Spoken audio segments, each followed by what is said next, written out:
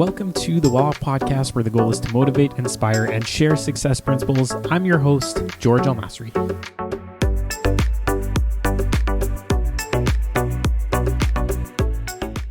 On this episode, I interviewed Tammy DiTomaso. She is a realtor who specializes in working with clients on doing duplex conversions on the Hamilton Mountain, in Brantford, and in Welland. And we basically spoke about duplex conversions the entire time. So we talked about some of the things that she looks for, her little checklist, what are the initial things that she needs to see at the property, what are some of the deal breakers, what kind of challenges can you run into if you are trying to do a duplex conversion, why she doesn't do them, or with her clients doesn't do them in St. Catharines. We also kind of touched on the purchase price of these properties, the renovation costs you can expect, the after repair value, and the rents that they're getting right now, for the most part, on the Hamilton Mountain. So if you guys are interested in learning more about duplex conversions, then this is a great episode for you. And if you enjoy the content, I ask you to share it with a friend or family member, and please leave us a review on the Apple Podcast platform. I truly appreciate all of your support throughout this journey. The podcast has been growing, and it's thanks to you. So there you go. Enjoy the episode. And if you want to connect with me, all you have to do is go to welloff.ca. I've got some reports that you can download too. If you go welloff.ca/report, like why you shouldn't buy investment properties in Oakville or Burlington. So I hope you guys will enjoy that as well. All right, I'm here with Tammy DiTomaso. Tammy, thank you for coming by today. The way I start off, I like to ask you about your childhood. So do you want to tell me about where you grew up? Okay, well, thanks for having me too. I grew up in Hamilton. I grew up down, I kind of like to joke, we grew up down in the hood. Yeah. I grew up down in the North End, which is actually a really nice area, especially now. And went to a Catholic school, and it was myself and my younger brother. My younger brother was 7 years younger than me, and we were down near the pier, actually, the water. It was really nice down there, and then we were there until I was about 24 when I bought my first house. Nice. Moved on the mountain. So are you you're a real Hamiltonian? Yeah. Yeah. To the core. Yeah, pretty much. Yeah. Awesome. Okay. I always thought you were Italian because of the last name. I didn't realize, right. But that's you just took your husband's last name. Correct. Yeah, I get that all the time. My mom's got some French Canadian in her, so I don't know if that's where it comes from or not. But even my skin color is more olive than my mom, my dad, and my brother. So, and then with my dark hair, dark eyes, and then my Italian last name, I get it all the time. I'm always asked if I'm Italian, and then Portuguese. Okay. Yeah. So is Hamiltonian an actual term, or is that's I don't know. Use it, but do people actually use that as a term? Yeah. We hear it. Not how did you get older? But we hear it. Mm-hmm. Definitely. All right. Tell me a bit about your journey. So 24 years old, you said you moved out. How did you get involved with the real estate investing? Just tell me a little bit about that part of your life.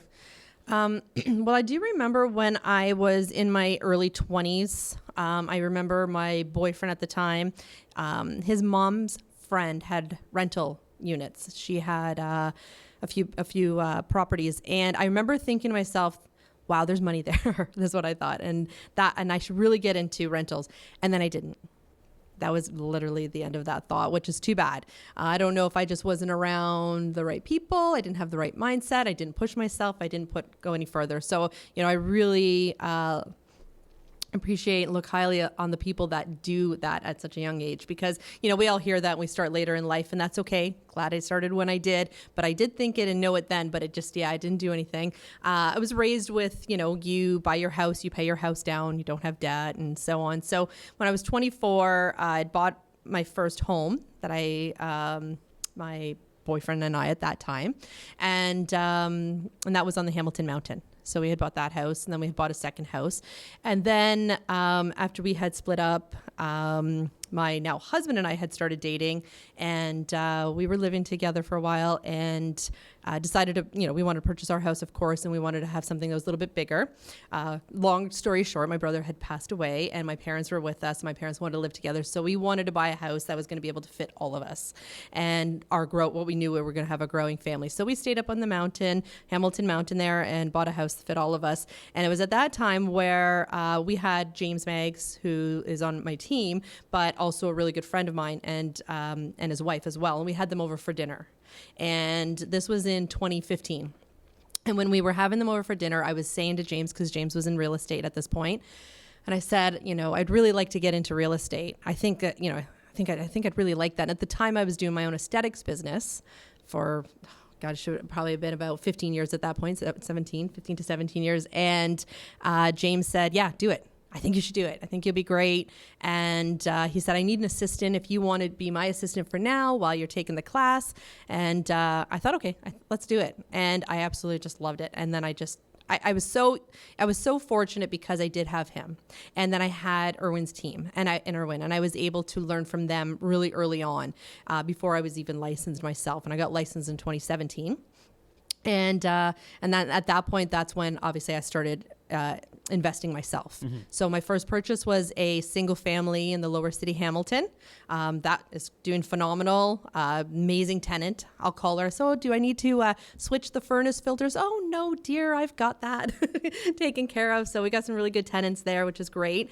And then my next purchase was a duplex, turnkey legal duplex up on the mountain. There's a couple, it's about a 4-minute drive from my house.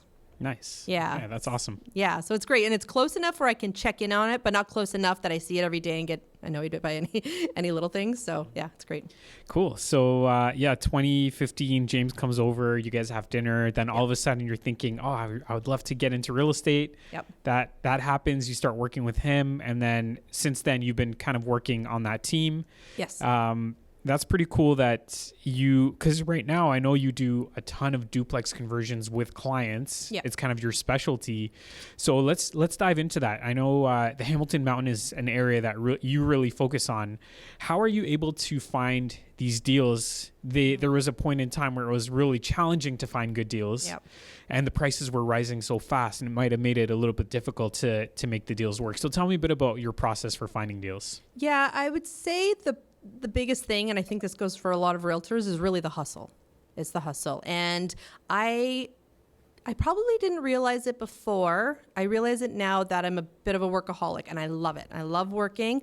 So I love the hustle. I'm also fortunate with my parents living at home that, if I had to go and show a house real quickly, they were there. So they were able to watch the kids. So that helped obviously a lot. But definitely getting out there constantly. And I'm always telling that to my clients, making sure that we're constantly out there looking. When offer date comes, we know we're ready.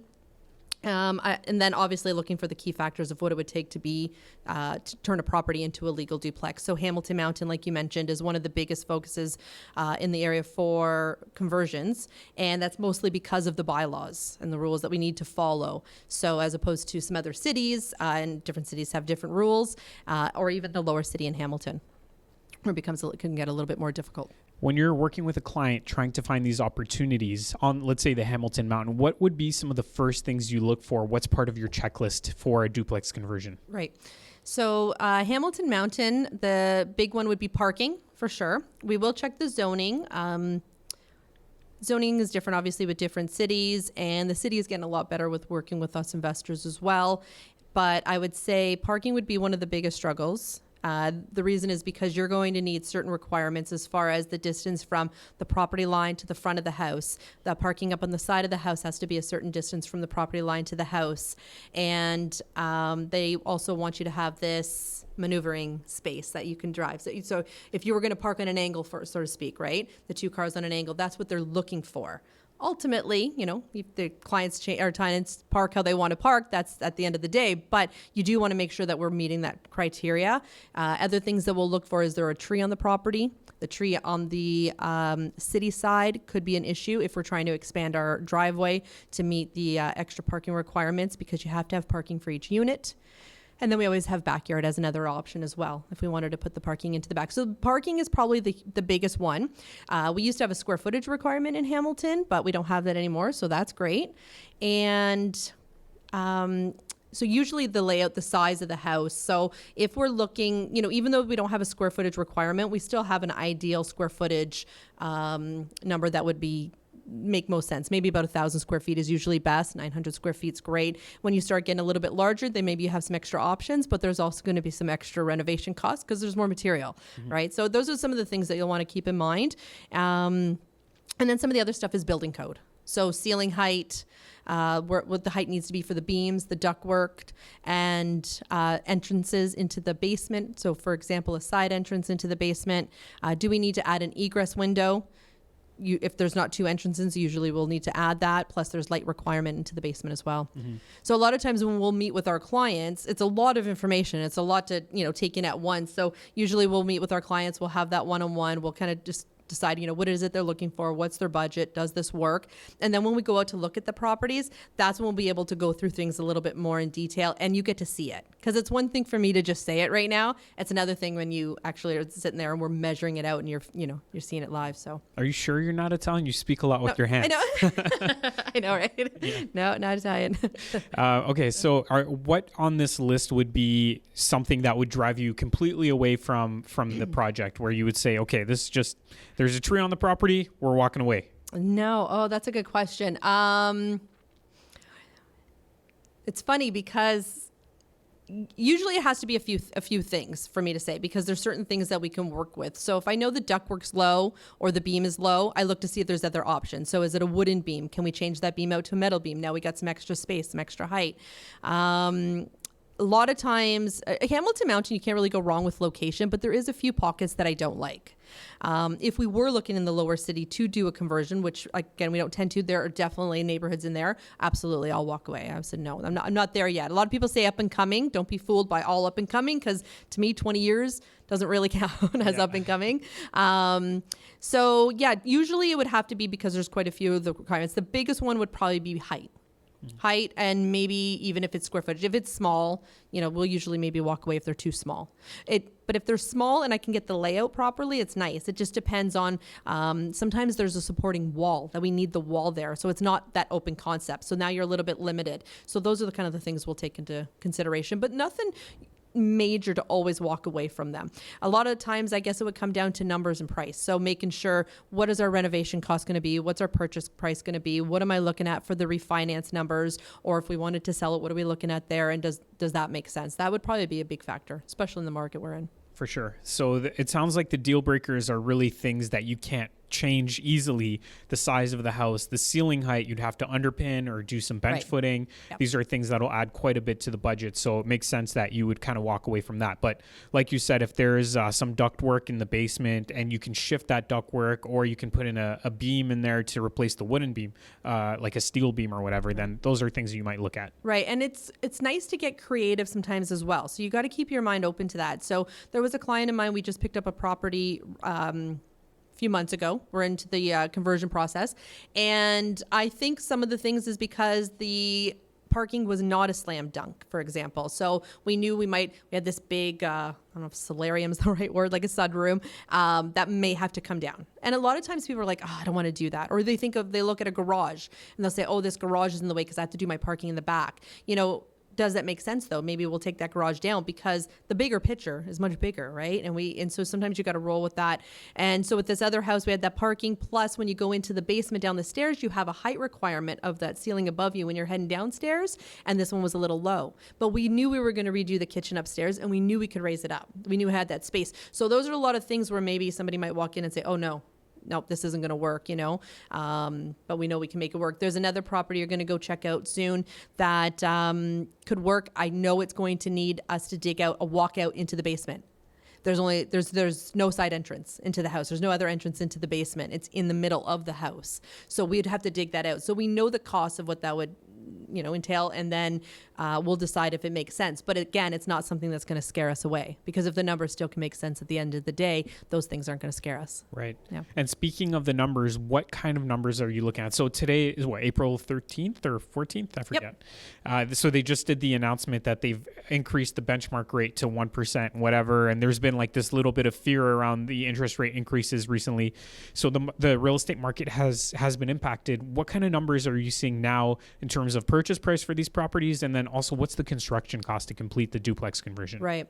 So we don't like that question that much, because I'm just joking. It's really, really tough with the purchase price now, because things are really, really changing. So, a couple years ago, you would ask me a price of a house. I can tell you within $5,000 what it was going to probably land at.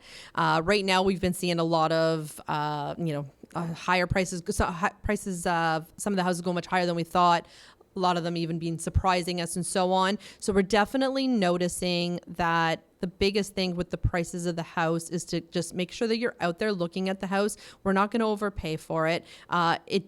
There's so many factors, I guess, because we have our purchase price and we have our renovation cost. So for example, with a client, I might say, okay, if we're purchasing this house at $800,000, but we know our basement conversion is going to be roughly $150,000, we go over our contractors over the numbers quite a bit just to make sure we have a really good idea, even though it's not, locked in, it's not in stone. But, and then maybe we need to do a little bit of work upstairs, and maybe we need another 40,000 upstairs, right? So now we're at about 190,000, let's say 200,000. We purchased it at 800,000. So I need to kind of run those numbers and see, does that make sense? Then I also talk to our clients about what's our refi numbers. And right at this moment, we're seeing our refinance numbers coming in for just over $1 million. We also notice our duplex conversions selling for $1 million, 1.1, we've seen 1.2. That's why our refinance numbers are higher. So when I go out with our clients, I want to make sure, does our purchase price with our renovation costs add up to what I would see in our refinance numbers or resale numbers? So as long as that can kind of make sense, the rest of the stuff might fluctuate a little bit. Yes, we're seeing interest rates go up, so we definitely got to keep an eye on that.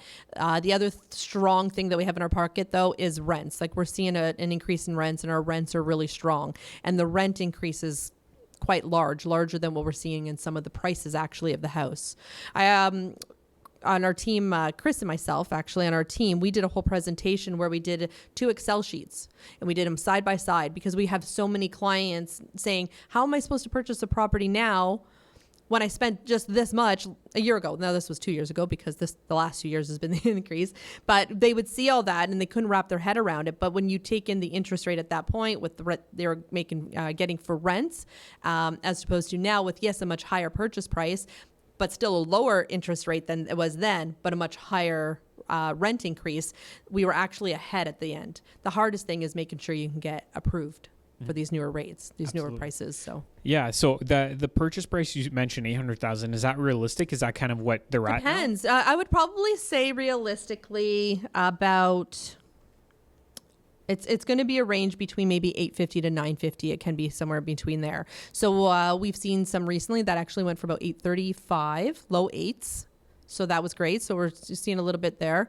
My neighbor's house sold, and the whole house is a complete gut job. Everything except for the roof. They did the roof. Everything's got to go, every single window, and that sold for $925. But it was a larger home, so there's a lot of things to come into play. Mm-hmm.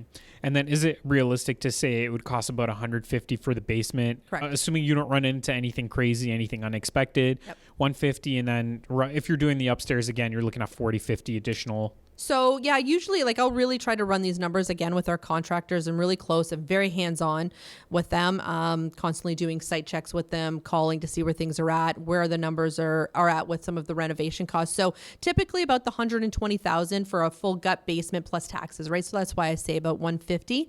And then upstairs, I usually kind of break it down. Do we have floors, kitchen, appliances, paint, and I'll add that up. Usually it's about another $30,000. Typically. And that's for your typical conversion cost. So yes, it doesn't include, do they need a new furnace? Do they need a new roof? It includes an egress window. It includes putting washer and dryer on the main floor unit, but it doesn't include any additional windows. It doesn't include permits. It doesn't include driveway. So there's a lot of parts there that we need to make sure we add up for sure. Yeah. So it sounds like you're going to be buying all in with the renovations. You're going to be at about $1 million, given in today's market. Yeah. And then you're saying that the ARV is going to be about $1 million. So once you refi, you're going to get a chunk of your renovations back. Yes. But you're still going to have money invested in the property, which is fine. There seems to be this thing now where the cool thing is refinancing and getting every single dollar back, down payment, rentals, and everything. And that's not realistic for most people. It does happen, if the market appreciates like it has the last couple of years, it does happen. But is it, in your opinion, you're 100% right? Yeah. And I feel that you hear other people on these podcasts and they would always talk about, I got we got all our money back and so on. And it's like, there might be a lot of other moving parts behind that, right? What type of renovation was it? Was it your own contract, or did you do it yourself? I don't know. Is it an off-market deal? Maybe you got it, even cheaper. Like realistically, a lot of the properties that we're seeing are on MLS, and you have to be careful of the off-market deals too, right? So you have to be aware of all of that. But yeah, it's a little bit, if I'm really realistic with my clients, where listen, you're not going to go in and absolutely get everything back. That's just, if we're looking at these numbers.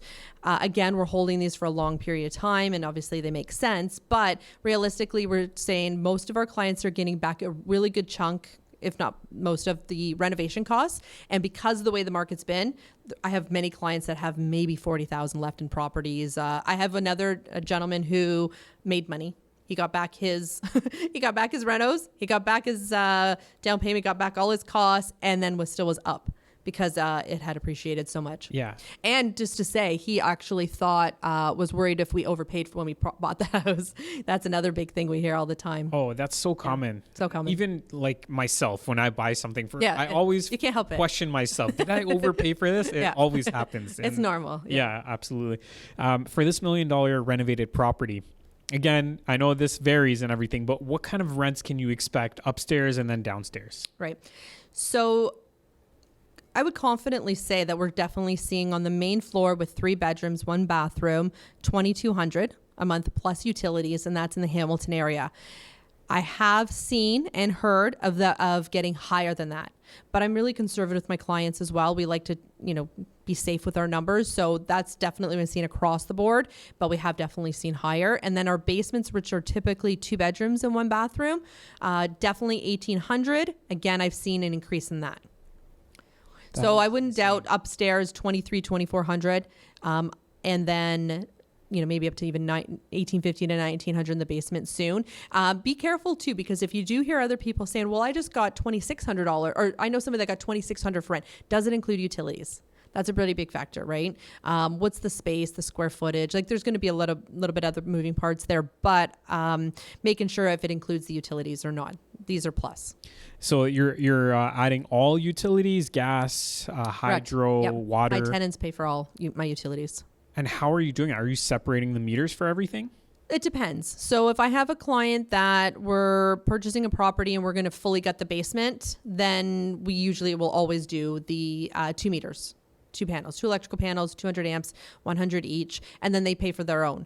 Water and gas will go in the landlord's name, and then they can build them out, usually a 60-40 split. That can depend obviously on the property, but that's usually what we're seeing. Yeah. So are you typically getting the landlord to take the bill, put it in their names, and then charge it back to the tenants themselves?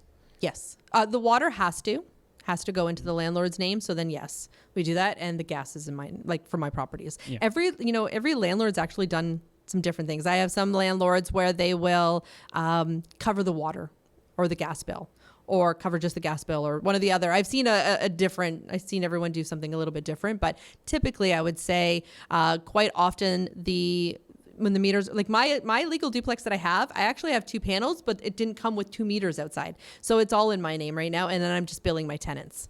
Yeah, that's weird. Why would there be 2 panels but 1 meter? Well, they only went so far. Oh, I can tell you why. Because they had to wait for Electra, what we have in Hamilton, to come out, and it was going to be a process, and you want to get the property sold. So that's why they didn't go that extra step, but they set it up for an easy job to do. So I actually have a contractor of mine right now that's going to be helping me with that, calling Electra and having them come out and get everything done. Cool. So it sounds like you're getting right now, after everything, the property is worth about $1 million, and then you're getting about $4,000 a month in rent, top and bottom, roughly. Yep. And does that cash flow with those numbers? Yeah, and that's where a tough question too. It's hard to answer that, only because a lot of our investors really do run their numbers very differently. I always talk to our clients about it, but some people are using a HELOC. Some people, you have to take that interest rate there into consideration. I have some using private lending. You have to take that into consideration and so on. So yeah, it's a little bit tough to be exact. Gotcha. Yeah. Okay. What about if these properties were to be on the market? But they do cash flow. I just want to say. They do They do cash flow. Yeah. It just it depends on where depends. the source of the funds came from. Yeah, and are they using a property manager? I have one client who says, well, I want to put in a maintenance fee just to be sure, and some of them will do $50, $100. I had one client say, I put in $400. I go, $400? I'm like, oh my goodness. What do you mean, a maintenance fee? They charge? They want to put away money aside for those just in case something comes up. Yeah. Some people will use a property manager, some won't. So it's hard to say exactly, but so for most people, I'd say we're seeing it could be between $700 to $1,000 cash flow. Mm-hmm. And then obviously then you can start taking away depending. And then if you refinance it, that will lower it as well. So, but yeah. Okay. So if these properties are on the market, what are you seeing them sell for? Turnkey, fully renovated, legal duplexes? Like this, in this example, that $1 million bungalow or whatever. So we've seen them sell recently in Hamilton Mountain between $1 million and 1.3. Now the 1.3 was a couple months ago when the market was going bananas. Everything was selling pretty high. So if it was for sale today, I don't know if it would still get the 1.3, but it would certainly be getting over $1 million. So we're definitely seeing that. Mm-hmm. Yeah, for sure.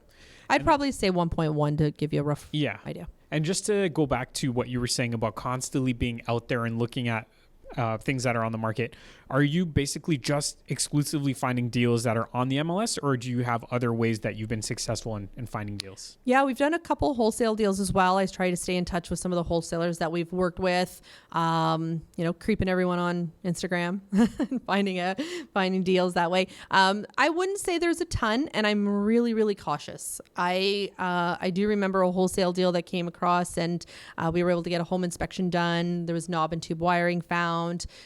Client could negotiate the price of what they had wanted, made sense, walked away. And we saw it advertised after that on another wholesale site. And they no word of knob and tube wiring, no mention of it. So you have to be really careful. I do see a lot of them saying, again, up and coming area. I know that neighborhood. I know that area. No, you can tell. So you have to be a little bit careful when it comes to that. But there are definitely some good deals out there for sure. So we had a client where a few months ago where it was tough getting a property and losing. And, I don't like saying we lose, but you're in a market where you're losing. And we ended up being able to see this wholesale deal. And it wasn't perfect, but it was great. And we thought, you know what? The smart thing is to get in the market, get our hands on this property. The price worked, the location, everything else was great. And some of the other little things we're going to fix along the way. So it made sense. So we're definitely finding some. But I would say the majority of a massive majority of all the transactions that I've done have been on MLS for sure. And our investors have been very successful. So we're proud of that and we're happy about that. Even when you thought you're overpaid, even when there wasn't this boost in the market, they still did very well afterwards. So we're happy with that. Absolutely. Yeah. It's impossible for the market to continue the way it was the last couple of years. What advice do you have for clients of yours or for just people in general that maybe bought at the height of the market 2-3 months ago, and now we're seeing maybe potentially a slight correction? Yep. They're in the process of renovating, doing all this stuff, pouring all this money. What would you suggest that they should do? Yeah, well, a lot of our clients are buy and hold, right? So, if our clients turn to us and say, well, maybe I want this property for a year, we can't make promises. We don't know. Again, we don't have that crystal ball either. But, we're holding these properties 5-10 years and we've seen the market and we've seen what it does. And we know that even if it comes down, it's going to go back up. So we feel still very confident about that. If you're flipping properties, because we have done that, then, it can be a little bit riskier, but that going into that there is some of that risk. So we're just a little bit more cautious maybe with some of our numbers and making sure that the area and location are definitely going to be key. A lot of our clients might even have a backup plan. Okay, I'm going to see if I can flip it. Worst case, if I hold it. So they're a win-win regardless. So they've been, so far we've been good with that as well. But yeah, I think that's the most important thing. Just having that long-term mindset, understanding that you're not here to make a quick buck in real estate. That's not how it works. Yes, some people have done that in the past couple of years and it's been lucky. Yeah. But that's not sustainable. So you can't go in there hoping that the market's going to increase like that and just, banking on that happening. Yeah. And we saw a lot of that, especially in this last 2 years, the market where it was some people purchasing a house and literally doing nothing to it and then relisting it and making, a ton of money off of it. 200 grand, like 3-4 months. It's like, whoa, it hurts almost. Right. Yeah. And, but as long as you know your risks there, right? You don't know the market, if things could change and so on. So it's definitely, you have to know that going into it for sure. Okay, cool. So I know your duplex conversions, that's your bread and butter. That's what you do. And you did a ton of them last year. So congratulations on having an awesome year. Thank you. Do you feel like there's anything else we should touch on? That's a good question. I would probably just say that, we talk a lot about duplexes and duplex conversions. They're fantastic. I do think people should be very open-minded to single-family homes too. I think that those get, I don't know, they don't get looked at the same. Everyone just wants to go for the really big. And we've had a client just last year who had purchased a bunch of single-family properties in Hamilton in about 2015, near 2015, was barely cash flowing. $60, maybe $80. It's almost neutral, right? And we just recently, and I don't know if it's because of COVID, I don't know what the reasons were, but we know that he had tenant turnover on 4 of his properties. And those 4 properties alone are bringing him in $3,000 a month positive cash flow. So there's a lot to be said about that as well. So, definitely duplex conversions. I've done a ton of those and I love it. Erwin called me the duplex queen, which was very cute and appreciated that. And I love that. But we definitely do have other properties and there's other investments, opportunities that, you need to look into as well. So why is it, I know you touched on the cash flow, but why do you like single family homes? Is it just easier for people, for new investors? Who do you recommend? Yeah, new investors for sure. They're definitely easier. They're very hands off, I find, type of property is. It's the biggest thing I'm getting, even my rental, the complain about the noise, did you do soundproofing? I'm like, well, we did Roxel insulation. There's, some soundproofing. There's, it's insulated very well, but I'm not pouring concrete, right? I don't know what else there's a couple other things you could probably do to make it a little more soundproof. But I mean, you have people living below you, have someone living above you. It is what it is. So when you have a single family home, you certainly obviously don't have that, which is nice. I think that there's just a lot of value there as well with appreciation, and some great tenants that really want to treat it like their house, their own home. So I do think that even though sometimes cash flow is a little bit tough, I know that will come later down the road too, which I think that's really great. Don't get me wrong. I love my duplex conversions. That's probably my most favorite. Not even just Hamilton, Brantford, Welland. We'll cover all the areas for sure. Mm-hmm. Yeah, that's great because I think they're like, for example, Welland, you're going to get potentially a similar property to Hamilton, but it's going to be a little bit cheaper, and Brantford might be the same thing. Yeah, usually I put it on a scale where, let's say in pricing, Hamilton is the top, Brantford, and then Welland underneath. Now, Welland got very close to Brantford in pricing, though. It was quite shocking to see the difference in pricing. I went away in March. And when I came back, the prices in Welland had significantly jumped even in 2 weeks. I was like, what? What's going on? What did I miss? But they've gone up quite a bit, and we are seeing them come down a little bit now just because the market's changing a tad. You haven't mentioned St. Catharines. I know I haven't. St. Catharines. You stay away from St. Catharines, obviously. For duplexing, we do. Yeah, we do find, we've heard and we've had clients go through, this was actually a little bit before I was licensed. I was licensed in 2017, like I said. And then we had a lot of clients purchasing in St. Catharines that year doing conversions, and just the city giving them a really hard time. So not too excited about working in a city that doesn't really want to work with us.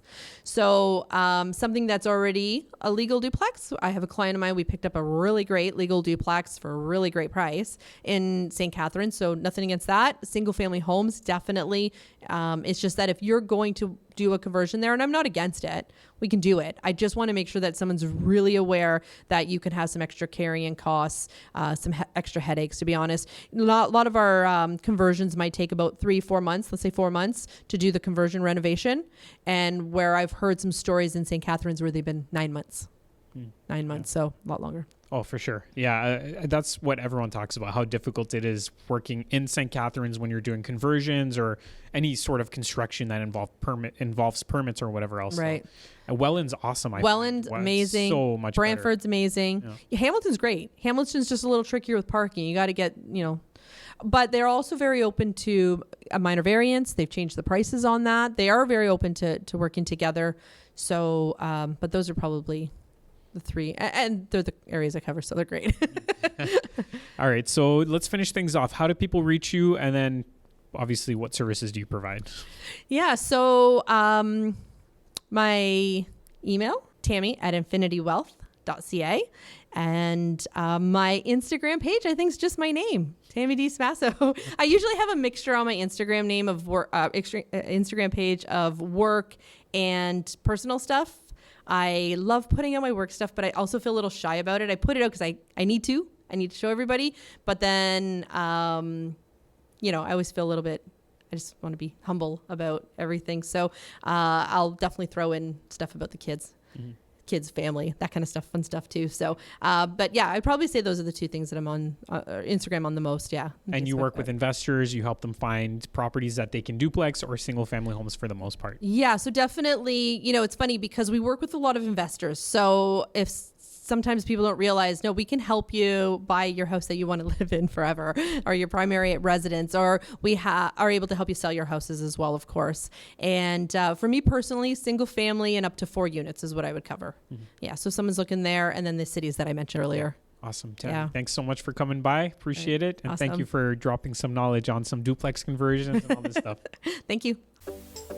Thanks for listening to this episode. Your support is truly appreciated. And if you can share this with a friend or family member that might benefit from the information, remember, our goal is to motivate and inspire others to take action and to build wealth and to become well off. Enjoy the rest of your day.